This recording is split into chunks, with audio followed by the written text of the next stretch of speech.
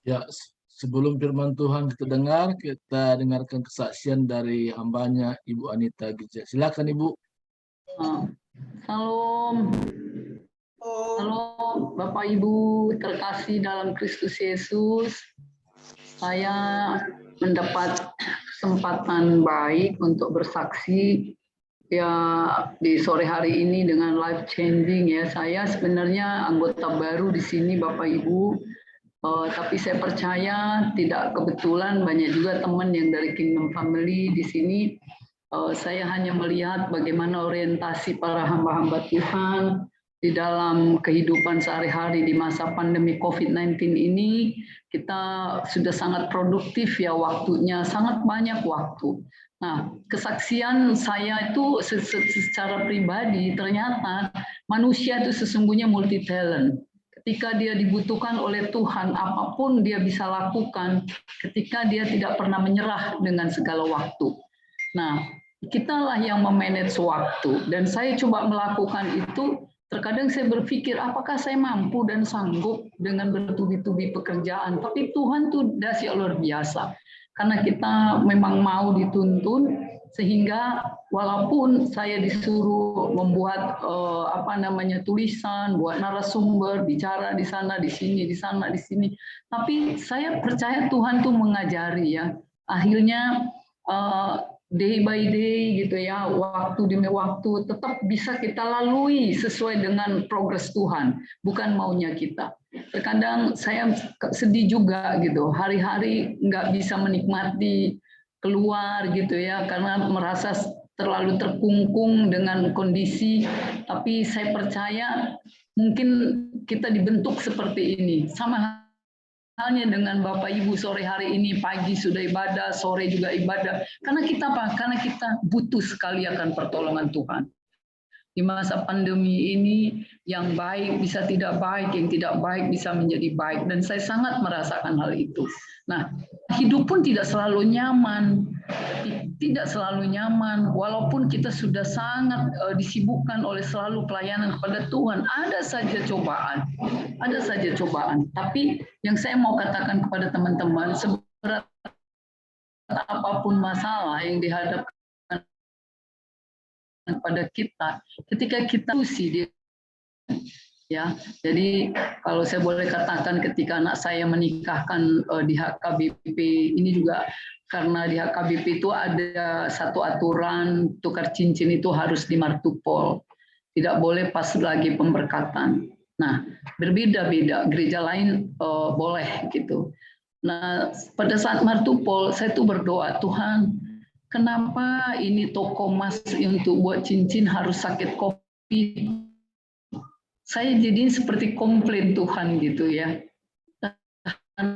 Nah, jatuh waktunya ke martupol. Ternyata saya tak mampu membawa cincin yang untuk tukar cincin anak saya. Karena kondisi pandemi yang membuat cincin itu kena sakit COVID dan tokonya semua tutup. Ternyata di situ semuanya kena COVID. Makanya dibuat line khusus bahwa semua toko tutup. Ya saya bingung. Tanggal sudah ditentukan, tidak mungkin lagi kan bahwa itu diundur gitu. Lalu saya menyampaikan ke pimpinan gereja bahwa anak saya tidak bisa tukar cincin saat ini.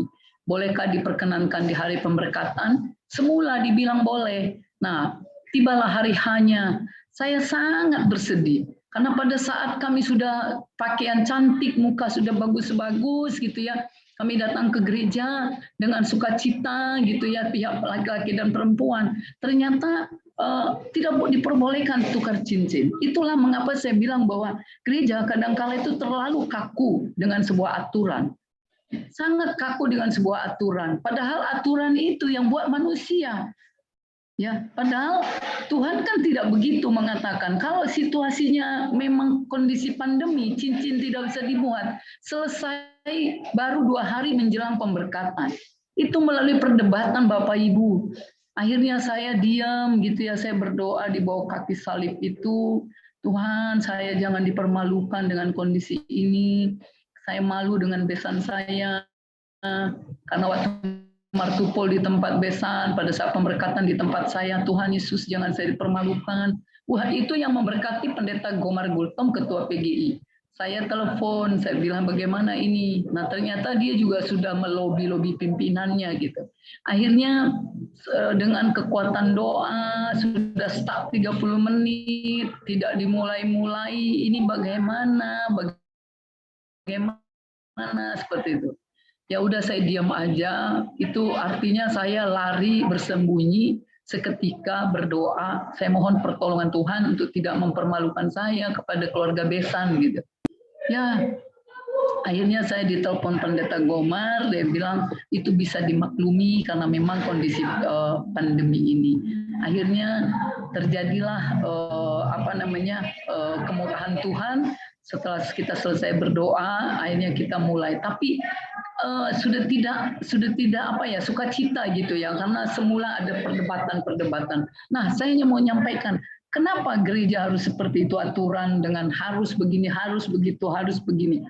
Kadang-kadang saya frustrasi ya, tapi sebagai hamba Tuhan hanya bisa berdoa, Tuhan apa sebenarnya yang Tuhan maksud, kenapa kok tiba pada saat pemberkatan kok seperti ini. Makanya di live streaming itu ada pengumuman bahwa karena situasi pandemi maka dimaklumi untuk bisa tukar cincin gitu. Nah itulah kemurahan Tuhan ketika kita berlutut, ya kita diem, nggak melawan, nggak banyak cengkunek, diem aja saya 1000 bahasa diem, hanya berdoa. Terus orang diem kok 30 menit begini, udah kita berdoa, akhirnya Tuhan jawab, akhirnya bisa juga terlaksana pemberkatan itu. Seperti itulah kesaksian demi kesaksian saya ya Pak Surabakti. Jadi kadang-kala memang ketika saya tidak memberontak, Tuhan itu berkuasa untuk menentukan yang terbaik.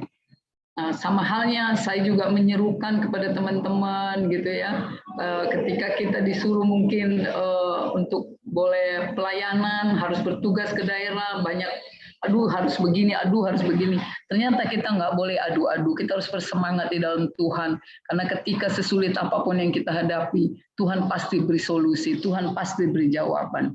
Tuhan Yesus dahsyat, Tuhan Yesus sangat baik. Itu yang, maka itu saya teramat takut akan itu. Maka itu kalau ada acara seperti ini, saya selalu sempatkan, kalau memang saya ada waktu, saya pasti ikut.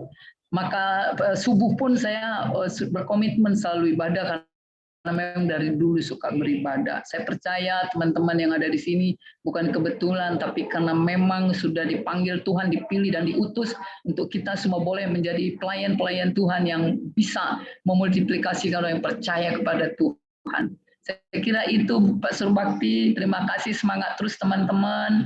Kita berdoa supaya semuanya menuntaskan amanat agung ini dari seluruh desa, kota, provinsi hingga pusat. Terima kasih. Salam.